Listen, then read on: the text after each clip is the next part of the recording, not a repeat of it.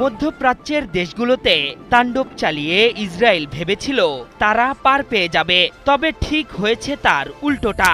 মুসলিম ভূখণ্ডে স্বেচ্ছাচারিতা দেখিয়ে বড় আর্থিক ক্ষতির সম্মুখীন হয়েছে দখলদার সরকার। পরিস্থিতি এমন দাঁড়িয়েছে যে সরকারের অর্থনৈতিক প্রবৃদ্ধি টিকিয়ে রাখতে রীতিমতো হিমশিম খেতে হচ্ছে বেনিয়ামিন নেতানিয়াহুর সরকারকে। ইসরায়েলি সম্প্রচার সংস্থা কান জানিয়েছে, গত 2 বছরে ইসরায়েলের যুদ্ধ ব্যয় দাঁড়িয়েছে 76.3 বিলিয়ন মার্কিন ডলার, যা তাদের মুদ্রায় প্রায় 250 মিলিয়ন শেকেল। এই পরিমাণ অর্থের বেশিরভাগই খরচ হয়েছে যুদ্ধের রিজার্ভ সৈন্যদের বেতন ভাতার পেছনেই।